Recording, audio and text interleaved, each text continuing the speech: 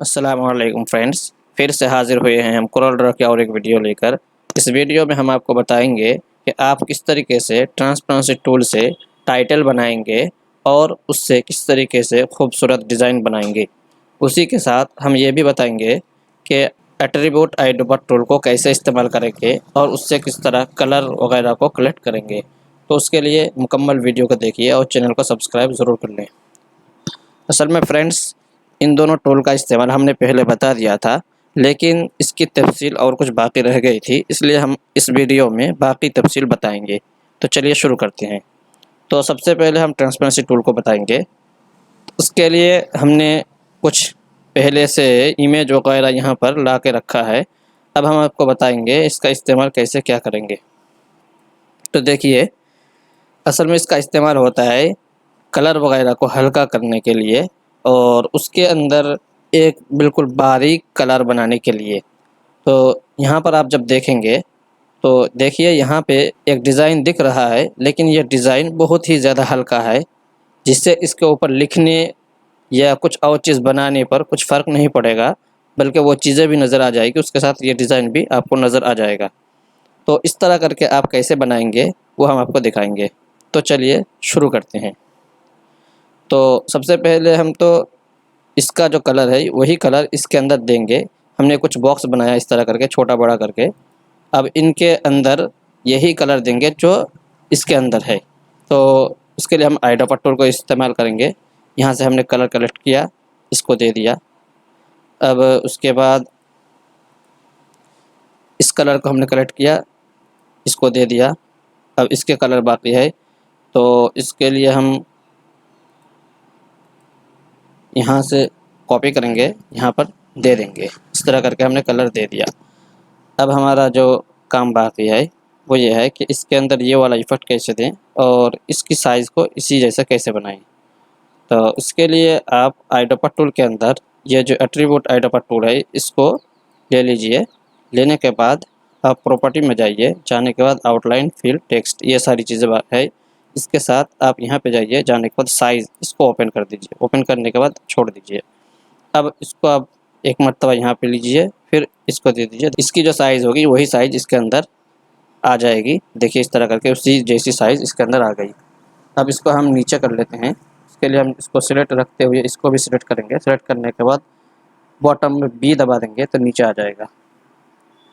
अब जो काम बाकी है इस तरह का इफ़ेक्ट देना। हमने एक इमेज ओपन किया है। अब इस इमेज को इसके अंदर हम पावर क्लिक करेंगे। पावर क्लिक करने के लिए यहाँ से इसको लेंगे, यहाँ पर पावर क्लिक कर देंगे। अब हम एडिट में जाएंगे। एडिट में जाने के बाद इसकी साइज़ को कम कर देंगे। ये हमने साइज़ को कम कर दिया। अब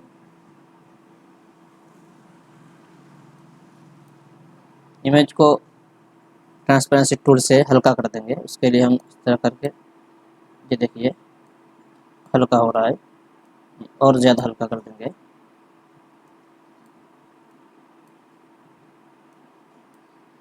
इस तरह करके हल्का कर दिया। अब हम फिनिश कर देंगे।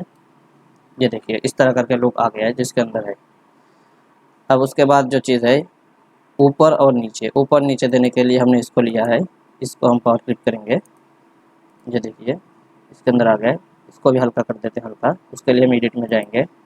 एडिट में जाने के बाद ट्रांसपेरेंसी टूल को लेंगे और ऊपर से नीचे हल्का कर देंगे। इस तरह करके बिल्कुल हल्का कर देंगे और इसको भी फिनिश कर देंगे। इसी तरह इसको, इसके आउटलाइन को ख़त्म कर देंगे और इसकी भी आउटलाइन को ख़त्म कर देंगे। अब जो है इसके अंदर भी यही वाला हम लेंगे। तो इसको लेने के लिए हम इस बॉक्स को हटा देते हैं। इसी के हम कॉपी बना लेते हैं। कॉपी बना लेने के बाद कंट्रोल सी कंट्रोल वी कर दिया हमने। अब इसको हम सिलेक्ट करेंगे, बॉटम में दे देंगे और इसको मिरर कर देंगे, यानी निचले वाले हिस्से को ऊपर कर देंगे। उसके लिए यहाँ पे एक मतलब क्लिक करेंगे, ऊपर आ जाएगा। अब जो हमारा काम बाकी है इसके अंदर भी हमको एक कोई इफ़ेक्ट देना है। तो हमने एक इमेज कलेक्ट कर रखा है। इसको हम इसके अंदर पावर क्लिक करेंगे ताकि देखने में ज़्यादा खूबसूरत मालूम हो। ये देखिए अब ये देखने को अच्छा लग रहा है। तो हम इसकी भी साइज़ कम कर देते हैं। अब हमने साइज़ कम कर दिया, साइज़ कम कर दिया हमने। अब इसको भी हल्का कर लेंगे, ट्रांसपेरेंसी टूल से जाएंगे, जाने के बाद इस तरह करके हल्का कर देंगे तो उससे इफेक्ट अच्छा लगेगा। ये देखिए कितना अच्छा लुक लग रहा है। अब हम इसके अंदर जिस तरह बना हुआ है इसी तरह यहाँ बनाएंगे। ये हमने दे दिया अपने, यहाँ पे हमने इसका नाम दे दिया अपने ग्राफिक्स का। इसके लिए कोई कलर ले लेंगे। कलर लेने के बाद यहाँ पर एक बॉक्स के अंदर इसको रखेंगे। इसकी साइज़ बढ़ा लेते हैं। अब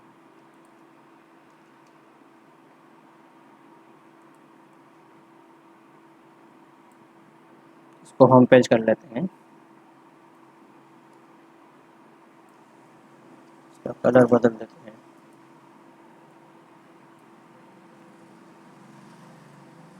ये देखिए एक हमने बना लिया है। अब इंग्लिश में हम लिखना चाहें तो यहाँ पर हम नीचे इंग्लिश दे देंगे, राशन ग्राफिक्स। तो इस तरह करके अच्छा एक टाइटल बन गया है। अब हम क्या करेंगे, पूरे को सिलेक्ट करेंगे। पूरे को सिलेक्ट करने के बाद हम इसके आउटलाइन को नन कर देंगे। तो चूँकि हमारा टेक्स्ट है इसलिए हम टेक्स्ट को हटा देते हैं। टेक्स्ट को हटा लेने के बाद अब हम सिलेक्ट करेंगे। सिलेक्ट करने के बाद कर देंगे, अब हम ग्रुप कर देंगे। फिर अब टेक्स्ट को यहाँ पे जहाँ रखना है हम रख देंगे और इसी तरह इसको भी हम जहाँ रखना चाहते हैं वहाँ पे रख देंगे और इसको होम पेज करके इसके कलर को चेंज कर देंगे। देखिए इस तरह करके हमारा एक बुक टाइटल बन गया है। अब हम देखेंगे आई ड्रॉपर टूल का जो बाकी इस्तेमाल हो कैसे करेंगे। तो ये देखिए कि हमने आपको बताया था कि आई ड्रॉपर टूल का काम है किसी चीज़ से कलर को कलेक्ट करना। कलेक्ट करने के बाद उसको कलर दे देना। जैसे कि ये एक बॉक्स है, यहाँ से हमने कलर ले लिया। कलर लेने के बाद हम यहाँ पे फिल करेंगे तो ये कलर फिल इसके अंदर हो जाएगा। तो आई ड्रॉपर टूल से कलर कलेक्ट होता है और फिल होता है, बस सिर्फ इतना ही काम है। देखिए अब यहाँ से कलर लिया, इसके अंदर फिल कर दिया, हो गया। इसके अंदर अगर कोई ग्रेडियंट वगैरह है तो वो हम फिल नहीं कर सकते हैं। उसके लिए हमको एट्रीब्यूट आई ड्रॉपर टूल का इस्तेमाल करना पड़ता है। हम उससे पूरे का कलर ले सकते हैं। अब उसके बाद जो हमारी बात आती है इसका बाकी इस्तेमाल कैसे करते हैं। इसको बाकी इस्तेमाल करने के लिए ये देखिए, जब आप इसको सिलेक्ट करेंगे, सिलेक्ट करने के बाद आपको कुछ चीज़ें नज़र आएगी। जैसे सिलेक्ट करेंगे तो यहाँ पर जब आप जाएंगे तो आउटलाइन फील टेक्स्ट, यानी इस आई ड्रॉपर टूल के ज़रिए से ये सारी चीज़ें कॉपी हो जाएगी। अब जिसको भी टिक लगा के रखेंगे वो कॉपी होगी। हम मिसाल के तौर पर आपको दिखा रहे हैं आउटलाइन वगैरह। तो हम सबसे पहले इसके आउटलाइन को नन कर देते हैं, ख़त्म कर देते हैं। और बॉक्स की साइज़ देखिए हमने ये रख दिया है। अब हम चाहते हैं कि इसके अंदर जो चीज़ें हैं वो चीज़ें इसके अंदर भी आ जाए। तो उसके लिए हम इसको सिलेक्ट करेंगे। सिलेक्ट करने के बाद यहाँ से हमने आउटलाइन को भी, फिल को भी, टेक्स्ट को भी, सबको ओपन कर रखा है। इसी तरह यहाँ से भी हम साइज़ को भी वहीं पर रख रखा है।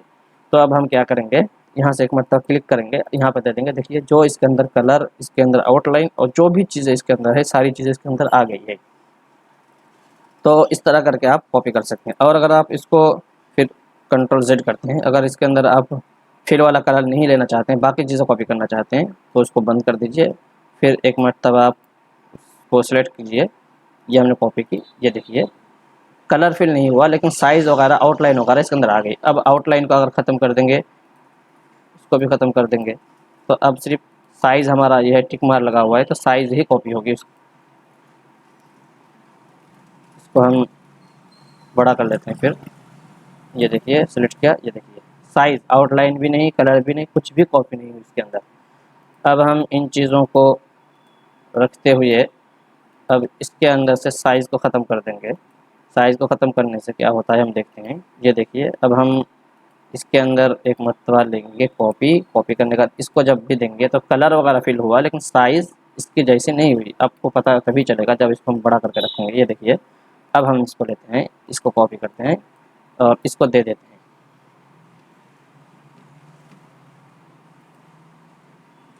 ये हमने लिया इससे कॉपी की, इसको दे दिया। देखिए कलर फिल हुआ लेकिन कलर फिल होने के बावजूद इसके अंदर जो साइज़ वगैरह है वो नहीं बदला। अब ये देखिए साइज़ वगैरह नहीं चेंज हुआ है। तो यहाँ से आप इसके रोटेशन को भी चेंज कर सकते हैं। उसके लिए आप इसको टिक मार्क लगा दीजिए और आप इसको हल्का सा घुमा दीजिए। अब क्या होगा, ये जिस एंगल पे है उसी एंगल पे ये भी घूम जाएगा। इसके लिए हम यहाँ पे जाएंगे, कॉपी करेंगे, इसको दे देंगे, ये देखिए इसी जैसा ये भी बन गया है। इसके बाद जो है पोजीशन, पोजीशन का मतलब ये होता है ये जिस जगह पर है वो भी इसी जगह पर आ जाएगा। ये देखिए हमने इसको लिया, कॉपी की, ये देखिए इसी जगह पे ये भी आ चुका है। जब हटाएंगे तो आपको नज़र आ जाएगा। तो इसके अंदर आप हर चीज़ को कॉपी कर सकते हैं। इसी तरह आप अगर चाहें तो टेक्स्ट वगैरह को कॉपी कर सकते हैं। टेक्स्ट वगैरह को कॉपी करने का मतलब ये होता है कि हमने इसके अंदर कुछ लिख लिया, अब इसकी साइज़ हमने इस तरह का रखा। अब हम यहाँ पे जाएंगे, जाने के बाद टेक्स्ट को हमने ओपन कर रखा है। टेक्स्ट को ओपन करने के बाद इनको हम हटा देते हैं। अब हम इसको कॉपी करेंगे और इसको दे देंगे, एक मिनट, इसको कॉपी करेंगे, इसको दे देंगे। तो टेक्स्ट के अंदर जो कलर है वो इसके अंदर आ चुका है। अब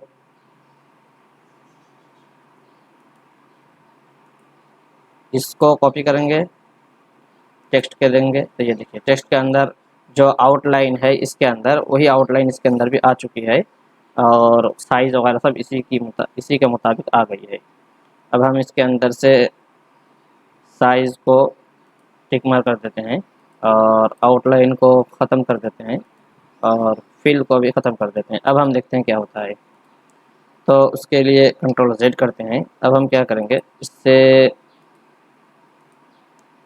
कॉपी करेंगे, इसको दे देंगे, तो देखिए अब हमने साइज़ लगा रखी थी इसलिए मुकम्मल इसी जैसी साइज़ बन गई है। अभी इसके अंदर भी वही साइज़ आ चुकी है, देखिए। और हम अगर इसका उल्टा करेंगे, इसकी लेंगे, इसको देंगे, तो बॉक्स इसी के मुताबिक बन जाएगा। अगर आप कॉपी टेक्स्ट की करेंगे फिर बॉक्स के अंदर फिल करेंगे तो बॉक्स की साइज़ टेक्स्ट के मुताबिक आ जाएगी।